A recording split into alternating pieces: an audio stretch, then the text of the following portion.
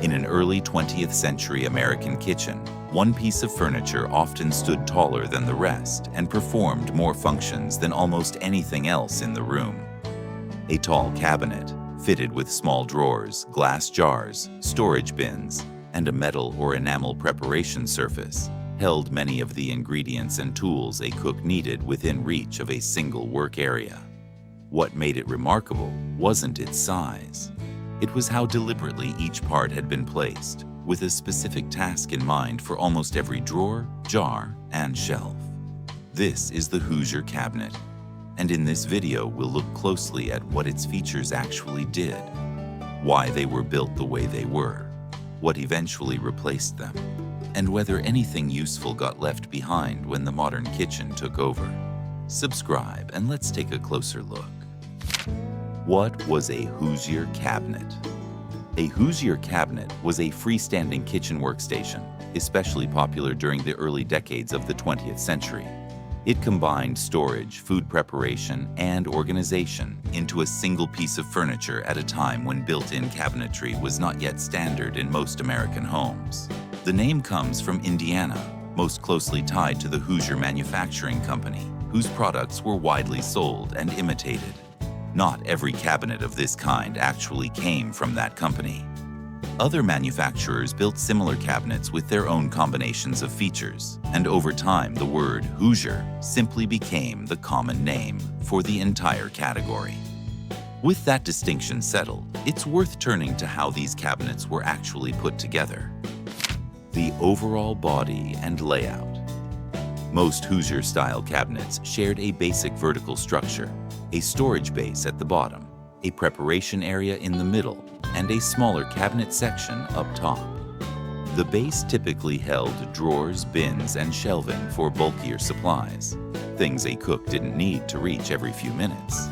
The middle section centered on the main preparation surface, positioned at a height suited to standing work. Above it, smaller ingredients, jars, dishes, and frequently used tools sat close enough to grab without bending or stretching. This wasn't a random stack of compartments. Heavier items sat low, where their weight was easier to manage, while the things a cook reached for constantly stayed near eye level and close to the work surface, so that a person standing in one place could gather most of what a task required. Designs varied by manufacturer, model, and price, and not every cabinet followed this layout exactly, but the underlying logic showed up again and again.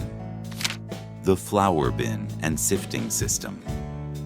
One of the most recognizable features on many Hoosier cabinets was the built-in flour bin, mounted in the upper section directly above the work surface. Many models held a substantial supply of flour inside a sealed metal bin, connected to a sifting mechanism below it. To use it, a cook placed a bowl on the work surface beneath the dispenser and operated a crank, lever, or handle, depending on the model, which released the needed amount of sifted flour straight into the bowl. The bin's position above the work surface wasn't incidental. Gravity did the heavy lifting, letting flour move downward into a bowl instead of requiring a cook to lift and pour from a heavy sack each time. That mattered because flour was one of the most frequently handled ingredients in an American kitchen, essential to bread, biscuits, pie crusts, and cakes, all regularly made from scratch. A built-in sifter meant the flour stayed in one place, ready to use with lumps removed and the flour aerated as it was dispensed, rather than being hauled out and sifted separately with each use. Mechanisms differed from one manufacturer to another, but the underlying design solved the same daily problem. Sugar and dry goods. Storage. Flour wasn't the only staple given a dedicated place inside the cabinet. Some models included a separate sugar bin, built along similar lines to the flour compartment, while others used fitted tins, jars, or drawers for sugar and other dry goods. Depending on the manufacturer, additional space might be set aside for cornmeal, tea, coffee, or other pantry staples bought in bulk. The exact arrangement varied, but the benefits stayed consistent. A cook could go straight to a known container instead of digging through loose sacks, boxes, and mismatched packaging stacked on open shelves. Fitted storage reduced clutter and cut down on searching, which added up over the course of repeated cooking and baking. It's worth being clear that these containers organized ingredients rather than preserving them. They kept staples tidy and easy to find, without guaranteeing protection from moisture or pests. The enamel or metalwork surface. At the center of the cabinet sat its work surface, usually finished in metal or porcelain enamel for durability and easy cleaning. In many designs, this surface pulled or slid outward when needed, creating a larger area for preparation, and slid back in afterward, keeping the cabinet's footprint smaller in a kitchen that often had little room to spare. A retractable surface made sense in a home without a long stretch of built-in counter to work on. It gave a cook a dedicated preparation area without permanently claiming that much floor space. The smooth, non-porous finish suited rolling out dough, mixing batter, or kneading bread, and it wiped clean quickly afterward, which mattered given how often flour and sticky ingredients ended up on it. Positioned directly beneath the flour bin and flanked by nearby storage, this surface sat at the exact point where ingredients, tools, and preparation space converged. It was admittedly modest in size compared with what a modern kitchen offers, and a cook tackling a large meal likely needed a table or additional space elsewhere to supplement it. Spice jars and small shelves. Many manufacturers sold matched sets of glass jars designed to fit precisely into small shelves or racks built into the cabinet, often positioned at eye level for quick recognition. These sets commonly included containers for spices, tea, coffee, salt, and other staples used in small amounts but on a near-daily basis. Their uniform shape and clear labeling let a cook identify contents at a glance, rather than opening several jars to find the right one, and their fitted spacing meant the shelf held exactly the number of containers it was built for, with no wasted space or precarious stacking. Placing them at eye level wasn't decorative. It put commonly needed ingredients directly in the cook's line of sight while working. Today, complete matching jar sets from these cabinets are prized by collectors, a testament to their careful design as much as their appearance. The same basic idea shows up in modern fitted spice racks and drawer organizers, which solve the same recognition problem with different materials. Drawers, hooks, racks, and small accessories. Beyond the major features, many Hoosier-style cabinets came equipped with smaller fittings addressing specific, repeated frustrations. Depending on the model, a cabinet might include a dedicated utensil drawer, a built-in cutting board, a rack sized for a rolling pin, a small holder for a cookbook or recipe card, and printed charts for meal planning or grocery reminders. A rolling pin rack kept an awkward, easily misplaced tool in one predictable spot, rather than loose in a drawer where it could roll and jam against other items. A recipe holder positioned near the work surface kept instructions visible and out of reach of flour and batter, instead of propped against a wall or held with flour-dusted hands. Some cabinets offered brackets built to hold specific equipment, such as a meat grinder, keeping a heavy or awkward tool steady during use, rather than sliding on a loose surface. Manufacturers often sold additional accessories separately, so two cabinets of the same basic model could end up outfitted quite differently. Many stood on casters, letting a cook reposition the cabinet within the kitchen, even though it remained a heavy piece of furniture. Some period advertising even promoted particular caster or leg designs meant to make it harder for ants to climb up into the cabinet, a small but telling sign of how closely manufacturers were paying attention to everyday household nuisances. Not every cabinet carried every one of these fittings, but each one existed to solve a specific recurring problem. How it was used. During an ordinary day, the real value of these features shows up when you picture them working together. A cook preparing biscuits or a pie could pull out the work surface, release the needed amount of sifted flour from the bin above, reach into a drawer for a mixing bowl and rolling pin, take a pinch of salt or a spoonful of sugar from a labeled jar close at hand, and glance at a recipe card without stepping away from the cabinet. Once the dough went into the oven, tools returned to their drawers, jars went back to their shelves, and the work surface slid back into the cabinet body, closing the whole workstation into one compact unit. In a kitchen assembled from separate pieces of furniture with a stove, a table, and a sink, positioned wherever the room allowed, this kind of coordinated setup cut down considerably on the back and forth a task would otherwise require. It's worth being honest, though, that the cabinet organized the work. It didn't remove it. Mixing dough by hand, tending a wood or coal stove, hauling water, and cleaning up afterward remained physically demanding, regardless of how efficiently the ingredients were stored. The main advantages.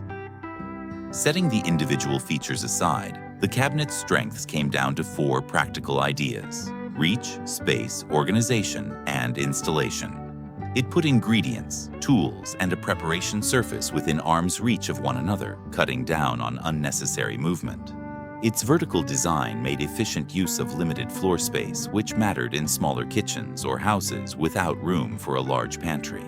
It organized supplies that would otherwise sit loose on open shelves, giving each item a defined place. And because it was freestanding, a household could bring in a fully equipped workstation without any remodeling, which made it especially useful in homes with no built-in cabinetry at all. Models were sold at a range of prices and equipment levels, so the benefits scaled depending on what a family could afford, rather than delivering identical results to every household. The weaknesses. The design had real limitations alongside its strengths. These cabinets were large and heavy, making them difficult to move once installed in a kitchen.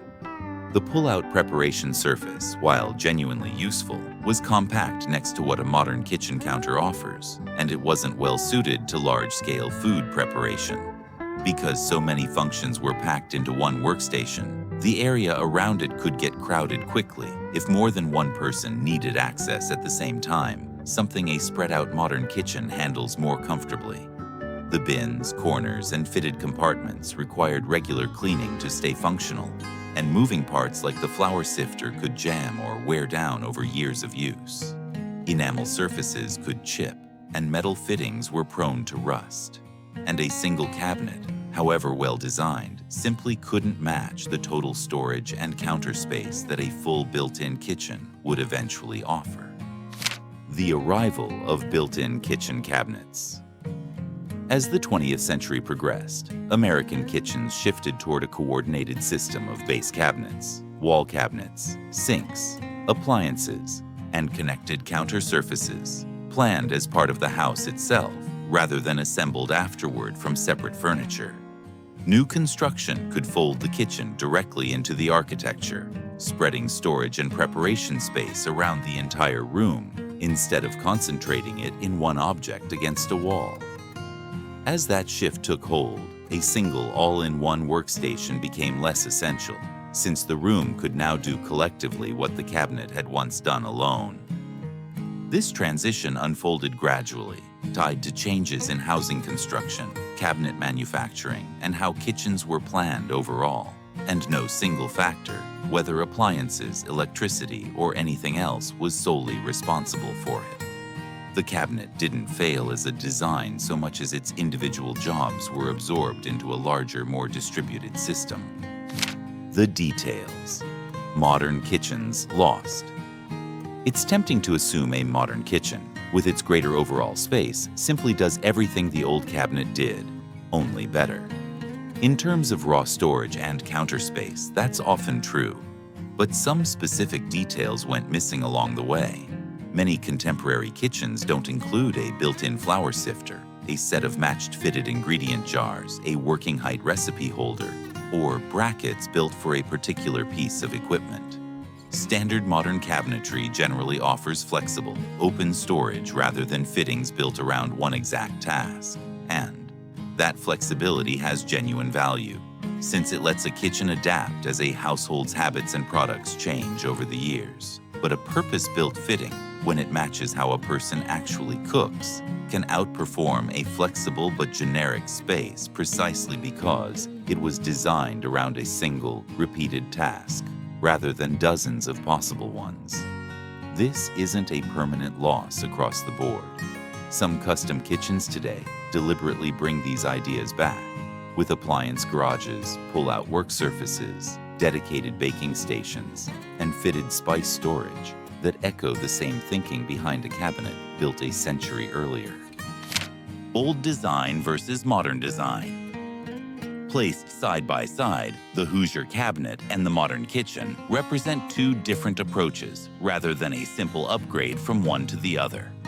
The cabinet offered compact organization, purpose-built fittings, and ingredients positioned close to the work surface, all without requiring any permanent remodeling.